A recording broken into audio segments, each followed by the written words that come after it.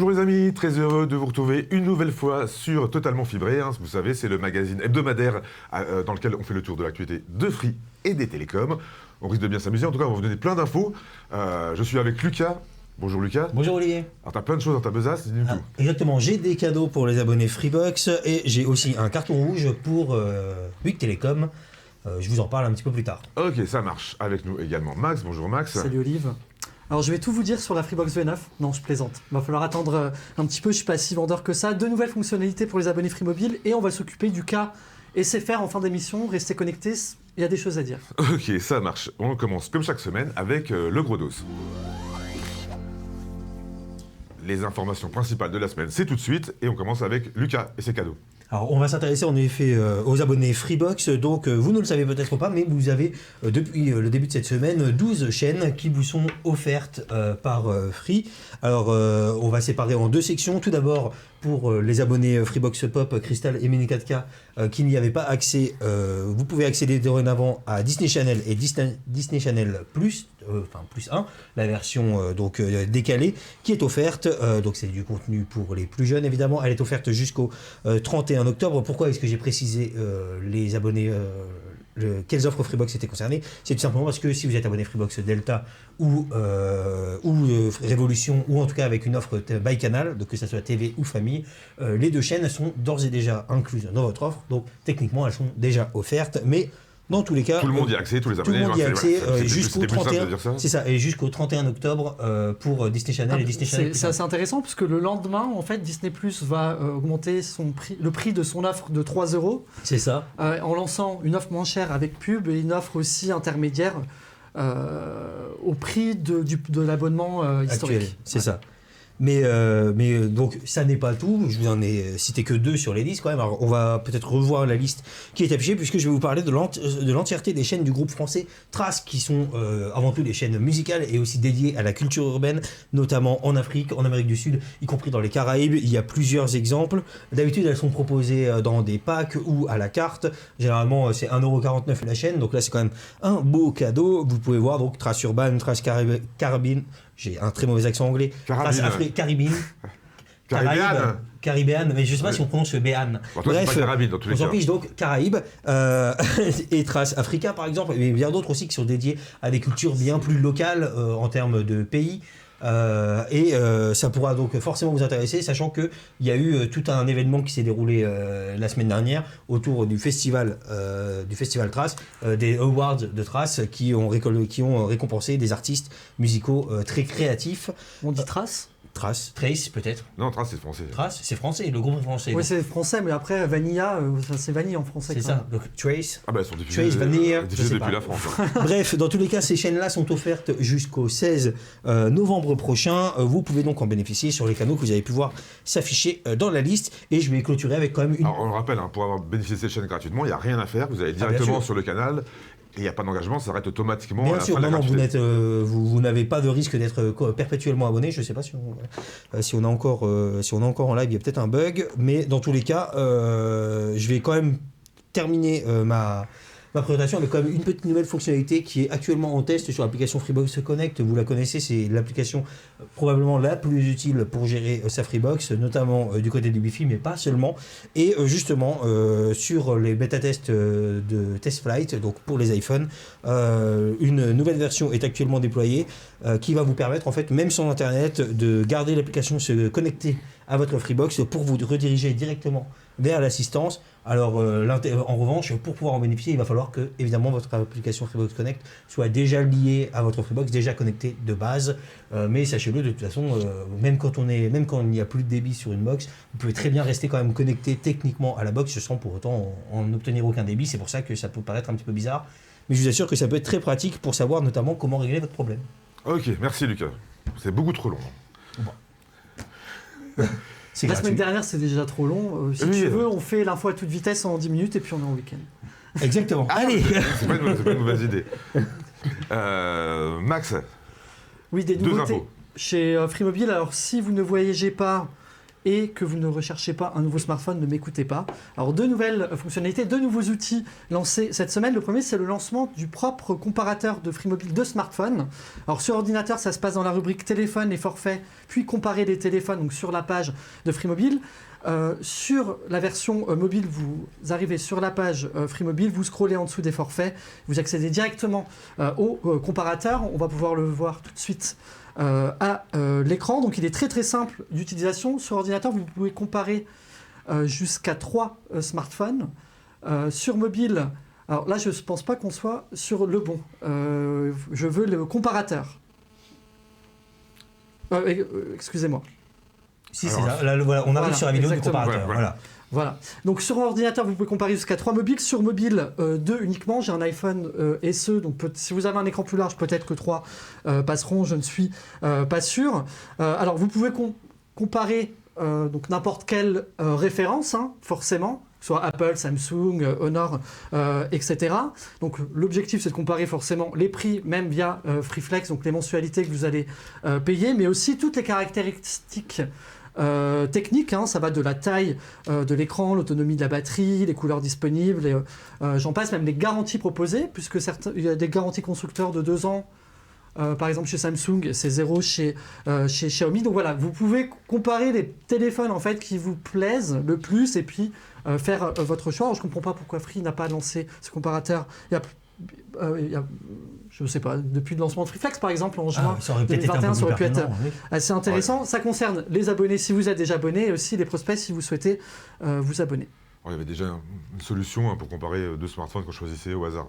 Pour voir les caractéristiques, ça existait déjà, c'était pas tous les smartphones. Oui, c'est ça. Non, là, vraiment, on pouvait comparer 2 smartphones. On a quand même un outil qui est un petit peu plus intuitif, j'ai l'impression. Ça concerne que les smartphones proposés par Free. Hein. Ah bah oui, c'est seulement sur la boutique. Sur la boutique. Donc après, vous pouvez très bien aussi comparer un smartphone neuf et un smartphone reconditionné. Pliable ou téléphone classique, c'est à vous de comparer ce que vous voulez. Et deuxième nouveauté, il s'agit cette fois d'un outil très utile lorsque vous voyager, donc dédié uniquement aux abonnés à 19,99 ou aux abonnés 2 €, mais pas à l'offre série Free. Il s'agit d'un outil qui permet de connaître les tarifs des communications, vous allez pouvoir le voir à l'écran, des communications, donc des appels, SMS, MMS, de la data, quand vous voyagez et quelle que soit la destination. Donc ça se passe dans l'encart en gris en bas de la page de Free Mobile dans la rubrique communication à l'étranger. Donc là il suffit en fait d'entrer donc déjà votre forfait, donc 2 € 19,99 ou la destination de votre choix. Donc par exemple je crois que là à l'image on a pris le Japon, donc vous pouvez voir à chaque fois que ce soit le MO, le SMS, MMS aussi, les appels fixes et mobiles. Donc c'est assez précis, savoir déjà avant de voyager combien ça pourrait vous coûter. Alors c'est super intéressant parce qu'avant il fallait quand même aller dans la brochure tarifaire. C'était vraiment des tableaux sans fin. Bon après avec une recherche c'était quand même faisable, et là en tout cas c'est beaucoup plus rapide. Par contre, il faut connaître l'existence de cet outil, c'est pour ça qu'on en parle. Alors par contre, les abonnés à l'offre série Free, eux, peuvent aller sur leur espace abonné dans la fiche d'information et tarifs. N'ont pas la réponse à leurs questions dans cet outil-là. Il y a quelques conseils qui sont prodigués par l'opérateur, notamment pour les abonnés au forfait 2 €. Donc si vous voyagez, il faudra nécessairement activer l'option voyage dans votre espace abonné. N'oubliez pas aussi de désactiver les services données, data, quand vous voyagez, puisque vous savez très bien que votre forfait n'a pas de data. Oui. Mais il peut avoir, sur certaines destinations, les appels inclus. Alors on le rappelle aussi, quand vous arrivez dans un pays, normalement vous recevez un message également qui vous indique le tarif pour les communications, pour la data et des choses comme ça. Mais par exemple, pour un forfait à 2 €, ça peut très bien arriver que le SMS arrive après qu'on ait déjà explosé son enveloppe, parce que 50 MO, ça se crame très vite. Il est quand même conseillé de bloquer les données. C'est ça. Parce que même en avion, il peut très bien avoir... au-dessus d'un pays... Pour n'importe quel forfait, il faut mettre le mode avion dans un avion. Autant pas prendre de risques. Idéalement. Merci pour tous ces bons plans, Max. On enchaîne tout de suite avec la vidéo de la semaine. Alors, vous le savez, Free veut toujours être mieux disant en ce qui concerne l'écologie. Il y a une problématique, c'est comment on transporte les Freebox. Vous savez, c'est construit dans plusieurs pays dans le monde. Comment optimiser le transport et faire en sorte que ça pollue le moins. On va regarder un petit reportage qui vous explique de l'usine jusqu'à chez vous, comment on transporte les Freebox et quelles solutions sont mises en place pour que ça pollue le moins possible. On se retrouve dans 1 minute. Aujourd'hui, près de 7 millions de foyers sont équipés d'une Freebox. Mais vous vous êtes déjà demandé comment elles arrivaient jusque chez vous ? Les équipes de Free conçoivent en interne chaque nouvelle Freebox, puis pilotent sa production de A à Z. Les box, les composants et les cartes électroniques sont transportés en France par bateau depuis l'Asie. Chez Free, on ne veut plus d'avions, même si c'est plus simple car c'est trop polluant. Les conteneurs arrivent au port du Havre, puis sont acheminés jusqu'aux entrepôts de Free, soit par voie fluviale, sur la Seine, soit sur des trains de marchandises. Là encore, c'est un choix de Free pour limiter l'usage du fret routier et ses émissions de carbone. Lorsque les transports routiers sont absolument nécessaires, les camions et palettes sont chargés à 100% de leur capacité pour optimiser au maximum chaque trajet. De même, les fournisseurs d'emballage sont situés au plus près des entrepôts et sites de production de Free, afin de réduire au maximum les distances parcourues par camion. L'économie de transport représente plusieurs dizaines de milliers de kilomètres par an. Et en bout de course, pour assurer la livraison des Freebox à ses abonnés, Free privilégie des transporteurs utilisant massivement des véhicules à faible émission et encourage les solutions les plus économes en termes de carbone, telles que le retrait en point relais dans les zones urbaines. Voilà, donc vous savez comment les Freebox arrivent jusque chez vous et comment le transport est optimisé. On enchaîne tout de suite avec le up and down. Lucas, toi c'est un down? C'est un down pour Bouygues Telecom et je vais vous expliquer pourquoi. Tout simplement parce que son offre la moins chère est devenue bien plus coûteuse. Je vous parle de l'offre Bbox Fit puisque l'opérateur a emboîté un petit peu le pas de la concurrence. Donc chez Orange et SFR, on vous en a déjà parlé, les tarifs promotionnels proposés sur les offres box et sur pas mal de forfaits mobiles sont passés de 12 à 6 mois. Donc un tarif promotionnel bien moins attractif pour les clients. Et bien là, c'est également le cas pour l'offre Bbox Fit. Alors tout le reste des offres pour l'instant de Bouygues Telecom ne sont pas concernées. Mais donc la promo lorsqu'on a un nouvel abonné dure dorénavant 6 mois au lieu de 12. Et même si le tarif est inchangé, on va voir qu'il y a une énorme différence. Parce que par exemple pour une box en version fibre, qui est donc proposée à 18,99€ par mois, puis 31,99€ par mois après la période promotionnelle, eh bien ça coûtera beaucoup plus cher, c'est-à-dire 78€ sur une année de dépenses supplémentaires par rapport à la version avec 12 mois de promo. Et même l'augmentation sur la version ADSL est tout de même assez conséquente, 54€ à l'année. Donc c'est quand même très dommage. Autant s'il l'avait mis sur une offre premium, j'aurais pu me dire bon d'accord, pourquoi pas, de toute façon c'est une offre chère. Là vraiment c'est sur la seule box qui est la plus abordable entre guillemets de Bouygues Telecom. Elle propose en plus pas grand chose, c'est 400 mégabits symétriques, pas de TV et du Wi-Fi 5. Donc autant vous dire que payer autant pour ça, ça fait quand même... on se retrouve quand même avec une offre où les prix ne changent pas, on va dire, après la première année c'est toujours 31,99€. Ça fait quand même cher sans télé. C'est juste une offre dual play, donc on est toujours dans cette tendance actuelle où les opérateurs ne cessent d'augmenter leurs prix, et ça c'est vraiment la stratégie. La nouvelle politique commerciale la plus récente d'Orange, SFR et Bouygues, c'est de passer de 12 à 6 mois. Donc là, la période de promotion pour toute nouvelle souscription, évidemment, ça ne change pas si vous êtes abonné. De toute façon, la première année est terminée. Donc, c'est ça. Si vous êtes abonné il y a 3 mois, vous inquiétez pas, vous restez vous restez sur du 12 mois, il n'y a pas de problème. Mais c'est quand même une augmentation, dans tous les cas, c'est une augmentation. Ah bah oui, c'est ce que je dis, ça coûte 78€. Ça rapporte beaucoup plus aux opérateurs. Ah bah c'est clair, par abonné, ça fait beaucoup. Et comme on l'a dit la dernière fois, Free n'a toujours pas bougé là-dessus. C'est dommage parce que Bouygues était le seul pour l'instant à ne pas avoir. C'est le seul, mais après, il va falloir. Vous savez que Free va commercialiser sa nouvelle Freebox courant décembre. Ce sera l'occasion de revoir sa politique commerciale à ce moment-là. Je pense que c'est pas du tout le bon moment pour Free d'opérer à des changements. Ça, c'est sûr. Aujourd'hui, sachant qu'il va y avoir une refonte des offres, la Delta va disparaître. Donc peut-être qu'à ce moment-là, Free va passer à 6 mois ou. Soyons un peu fous, passe à des tarifs fixes, on verra. Ou ne changera rien. La Freebox Delta était à tarif fixe dès le lancement, par exemple. Oui, par exemple. La Delta n'est... non, elle avait... Non, elle n'est pas en tarif... Il n'y a plus de tarif fixe chez Free. Non, il n'y a plus de tarif fixe. Mais quand elle a été lancée, c'était elle est sans engagement. Quand elle a été lancée, elle était à tarif fixe, il n'y avait pas de promotion la première année sur la Delta. C'était pas déjà 39,99 parce que la politique commerciale, c'était en 2018, elle est sortie en décembre. Il me semble qu'ils avaient déjà lancé la nouvelle politique commerciale. Il me semble qu'il y avait déjà 39,99, 49,99€, franchement. Après, c'est vrai que ça fait 5 ans, alors excusez-nous si notre mémoire nous fait défaut. Non, mais Free est passé à arrêter la tarification fixe et s'est aligné sur la concurrence en mai-juin 2018. Donc c'était 6 mois avant la sortie de la Delta. Donc oui, je pense que... Mais la Delta, quand elle est sortie... Elle n'a pas eu ce... moi je pense que si, il y avait quand même la promo. À la sortie, c'était en tarif fixe. C'était 49,99 49,99. D'accord, Ouais, je l'ai bon, prise. J'espère que tu as raison, parce que sinon... Ah bah c'est sûr que j'ai prise, donc je sais très bien, il n'y a pas de promotion Ok. la première année. Ok. Bah du coup, on était où? Eh bien, on vient de terminer le down de moi. Ah voilà. Toujours des mauvaises nouvelles avec Lucas, mais avec Max, ça va être l'inverse. Enfin, une bonne nouvelle, c'est une mauvaise nouvelle qui pourrait devenir une bonne nouvelle pour certains acteurs. Être éligible à la fibre ne signifie pas s'abonner, et c'est bien le problème dans de nombreux RIP, notamment 12 réseaux d'initiatives publiques, notamment en zone rurale, où l'adoption à la fibre est trop faible selon Orange Concessions, qui est l'opérateur d'infrastructure qui opère sur ces réseaux-là. À titre d'exemple, dans le département de l'Orne, il y a seulement 38% des foyers éligibles qui sont passés à la fibre. Donc, dans ces départements, l'objectif est d'inciter les foyers à passer à la fibre, et Orange Concessions a eu l'idée de mettre en place une opération spéciale.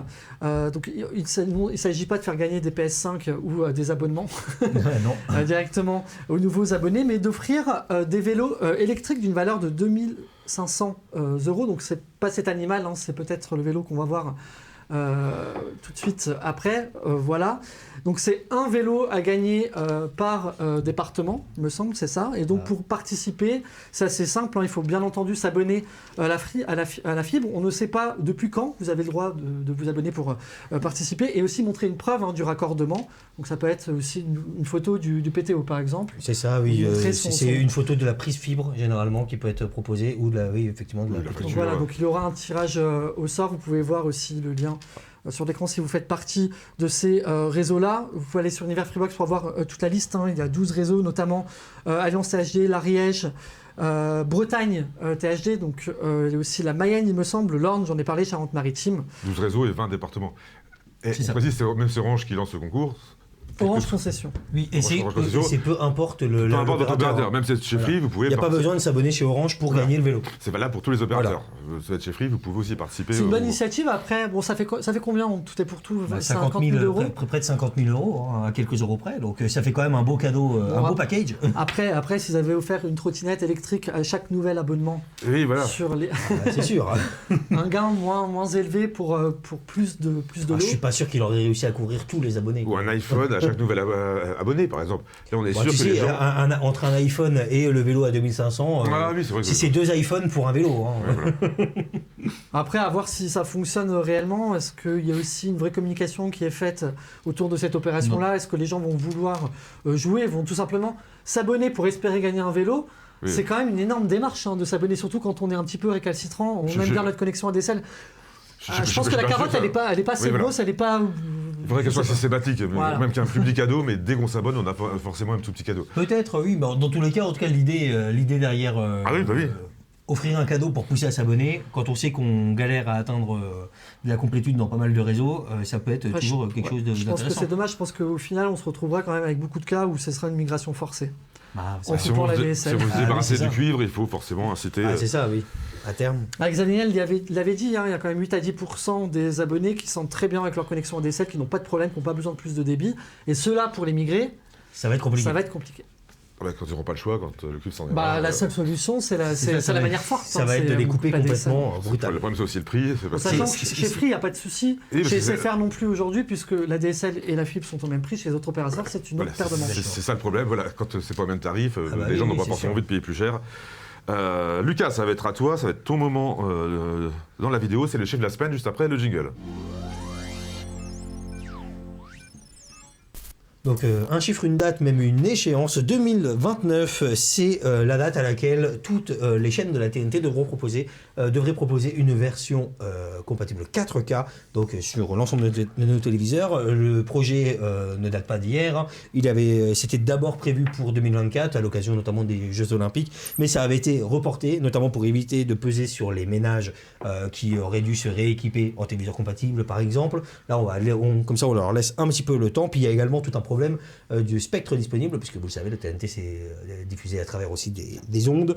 Un des cadres en charge de ce projet de passer à la TNT 4K, elle explique que le passage à 95% de la population couverte ne pourra se faire que lors de la bascule totale, mais en revanche, l'activation de pas mal de sites qui permettent cette diffusion 4K est déjà pré-planifiée. Il y a pas mal de C'est France Télévisions qui parle. C'est ça. Il n'y a pas de chef de projet qui va. Non, je voulais lire le cadre en lui-même, mais j'avais effectivement oublié son nom. Mais effectivement, c'est France Télévisions évidemment qui est en charge de cette.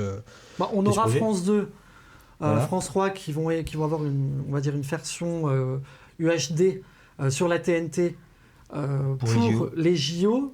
Alors, on n'est encore pas trop certain si 100% des foyers TNT seront couverts durant l'événement. Il y a déjà l'émetteur de Paris et des émetteurs environnants qui seront allumés mi-décembre. Ensuite, on passera aux grandes villes et le but, c'est d'arriver à une couverture maximale pour avant les JO. Ça devrait être courant juin. Ce qu'il faut dire aussi, c'est qu'après les JO, seulement France 2 continuera de proposer une version UHD 4K, pas France 3 pour le moment. Et en fait, ce qui a été annoncé il y a quelques années, l'objectif premier, c'était de passer les chaînes TNT en UHD pour les JO 2024 de Paris. En 2019, le gouvernement a rétropédalé. Il y avait des problèmes aussi qui étaient assez légitimes dans le sens où on n'allait pas demander aux Français de s'équiper directement puisque il faut un téléviseur compatible, un décodeur. Un décodeur, le téléviseur, ça fonctionne aussi même si on fait. Il faut un téléviseur 4K quoi qu'il arrive et donc en 2019. Pour bénéficier de la 4K. Ah oui, non, ça fonctionne quand même.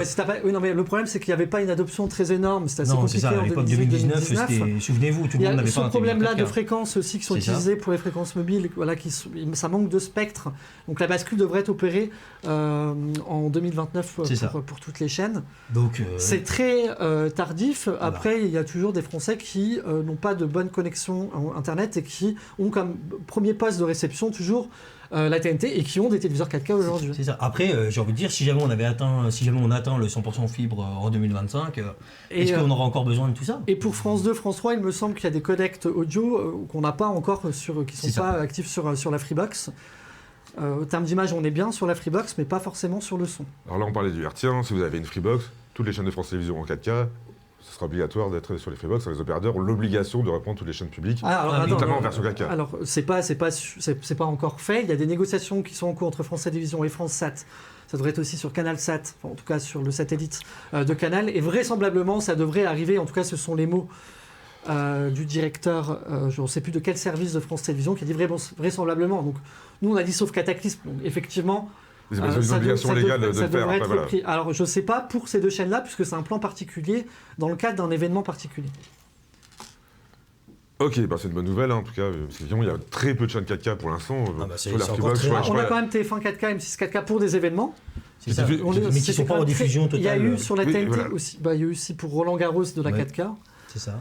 Mais effectivement, ça ne fonctionne pas tout le temps. C'est pas tous les programmes de TF1, il doit y avoir une ou deux séries moi, par mois. du temps, quand je joue à la 4K, c'est les événements sportifs. Voilà. Moi, quand je joue à la 4K, la plupart du temps, c'est sur des plateformes SVOD, c'est rarement à la télé.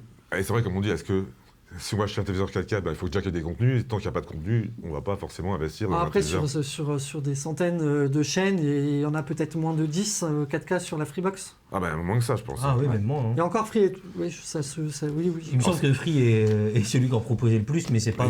Non, même plus, il s'est fait dépasser, je crois. Il s'est fait dépasser aujourd'hui, mais peu importe. Oui, dans tous les cas, il y en a de toute façon, ça se compte sur les doigts de demain. En tout cas.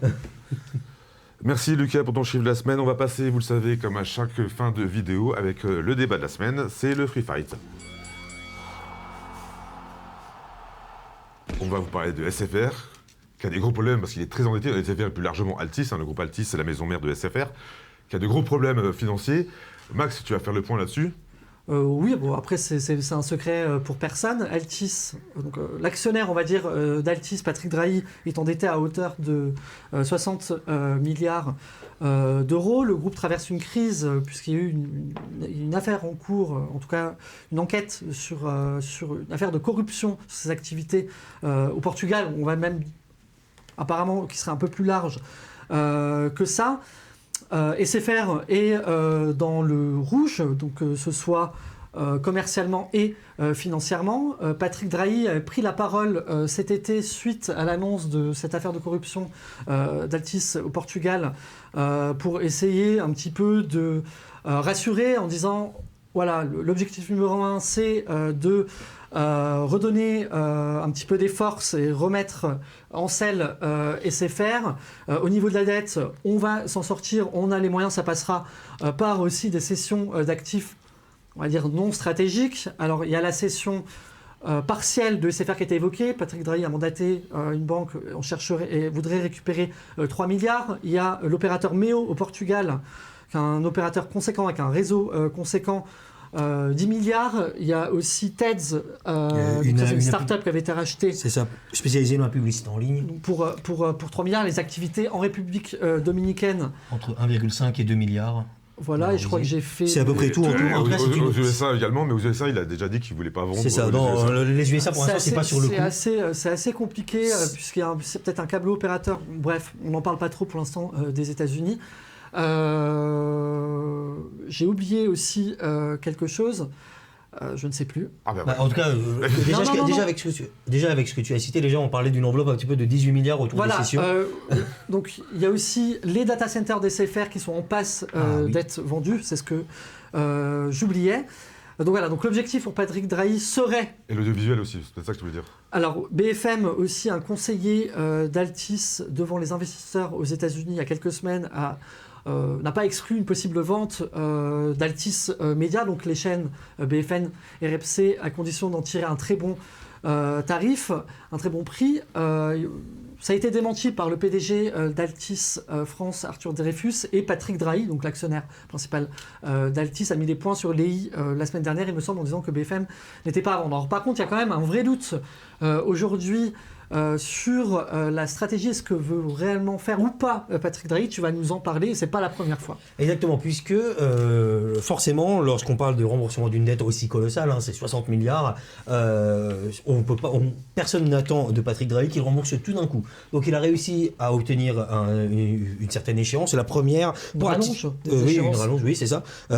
Pour la première, tout simplement, Altis France doit rembourser 4 milliards d'euros d'ici 12 mois. Donc, comme tu l'as cité, Max, il y a eu plusieurs banques qui ont été mandatées pour toutes ces activités que tu as citées, donc SFR, MEO, TIDS et la République dominicaine, 18 milliards en tout, donc ça serait largement de quoi faire. Cependant, les marchés commencent à avoir un petit doute là-dessus.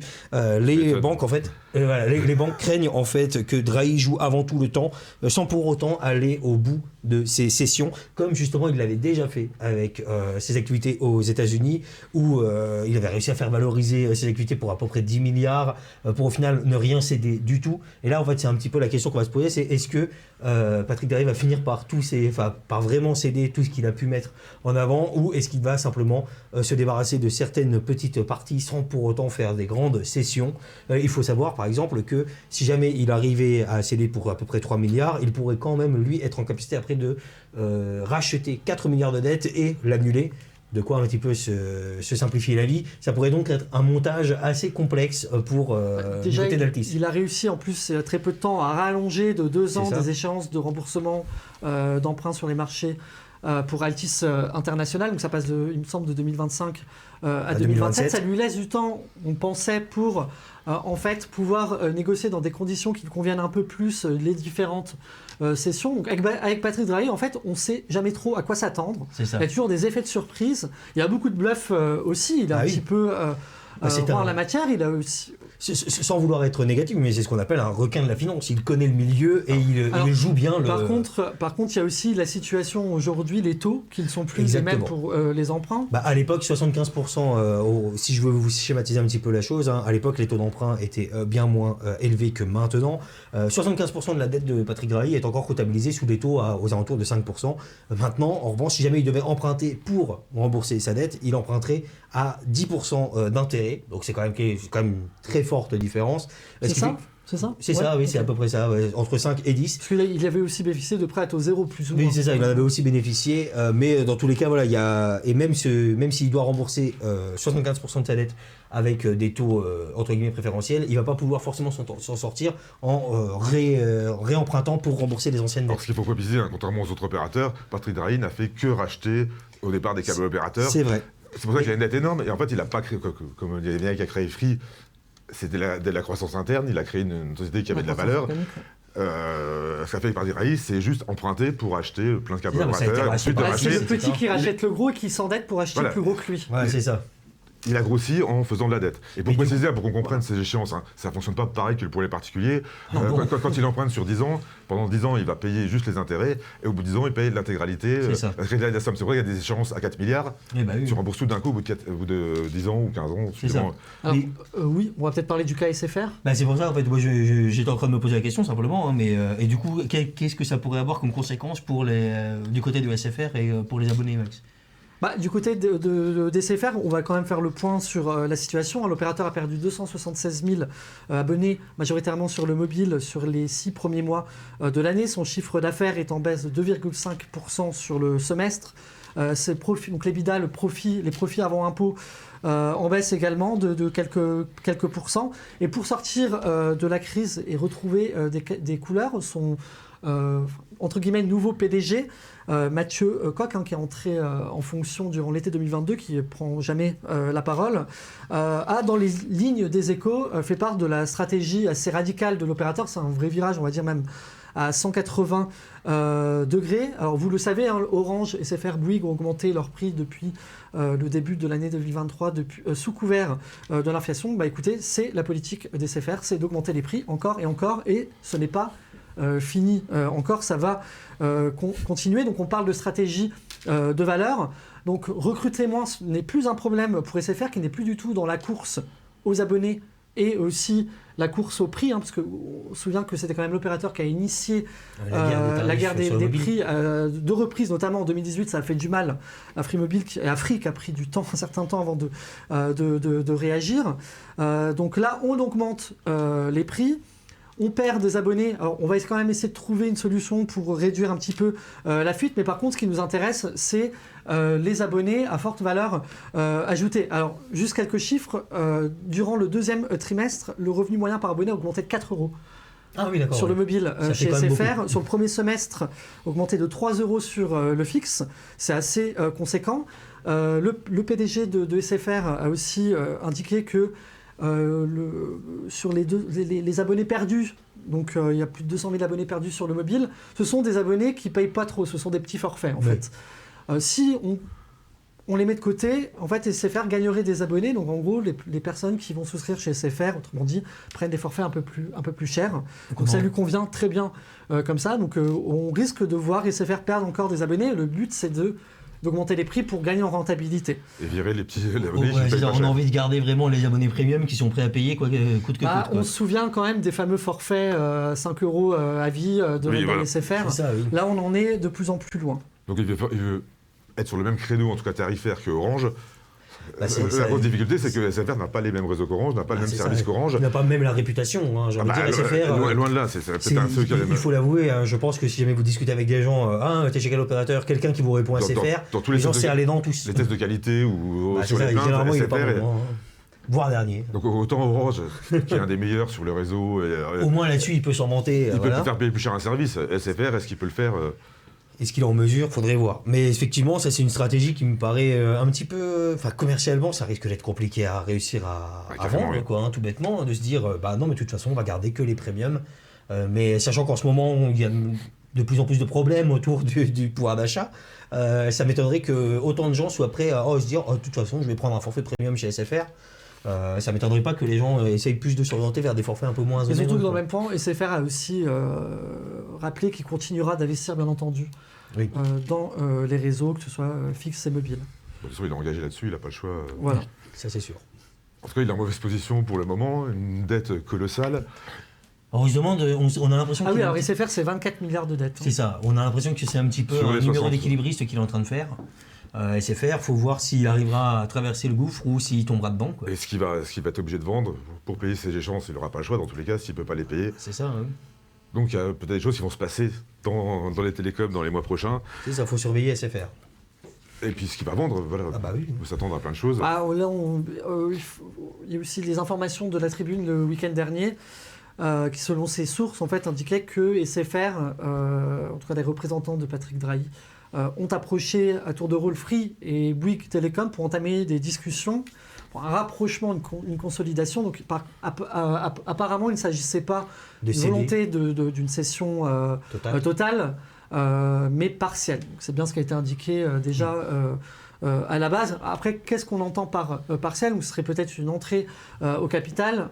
Altis conserve 51% et qui est un nouvel acteur qui rentre. Après, je vois très mal SFR vendre par exemple son réseau et garder ses abonnés ou vice-versa. Et Free qui rentre au capital, Free quand il rentre dans une entreprise, c'est pour gérer l'entreprise. Alors Free, Il acceptera jamais d'être... Free et Ça, Bouygues oui. Télécom ne se sont pas montrés intéressés. Peut-être pour cette raison-là. Et puis surtout qu'il faut dire qu'SFR n'est pas dans une bonne situation. Il y a c'est quand pas même, forcément très 24 enviable. milliards de dettes, il faut le Et rappeler. c'est ça. aussi l'opérateur justement portugais. On avait entendu qu'il aurait pu être Alors, vendu il y a également. aussi sur Yann ne se le cache pas, la maison de mère de Free. S'il y a une opportunité, que ce soit en France ou à l'étranger, si le dossier lui plaît, Oui. il ira dessus. Alors par contre, le dossier est passé sur la table d'Iliad pour Meo au Portugal. Il n'y a pas de discussion en cours, mais Iliad serait potentiellement intéressé. Donc il y a des choses qui pourraient... Qui est le plus gros opérateur, se qui est l'ancien opérateur Bah oui. public de Portugal. Et puis c'est un opérateur qui doit être premier sur le fixe, qui a un vrai réseau fibre. En fait, il a C'est quand même... l'opérateur historique. Hein, Oui, il a quand même un petit peu toutes les caractéristiques qui pourraient plaire en fait à Iliad pour une implantation. Ok, bon, on verra ça, il va se passer plein de choses, hein. Sortez le popcorn, on verra très bien comment ça va se passer. Voilà, c'est bon, vous avez terminé? Oui. Eh bien, si c'est le cas, dans ce cas-là, on va se dire au revoir. Hein. On va vous souhaiter un très bon week-end. On se retrouve évidemment tous les vendredis sur Totalement Fibré sur YouTube. Également tous les jours avec plein de petites vidéos, des shorts sur YouTube ou des vidéos TikTok sur TikTok. Évidemment tous les jours sur le site universfreebox.com. On vous souhaite un très bon week-end et on vous dit à la semaine prochaine. Ciao!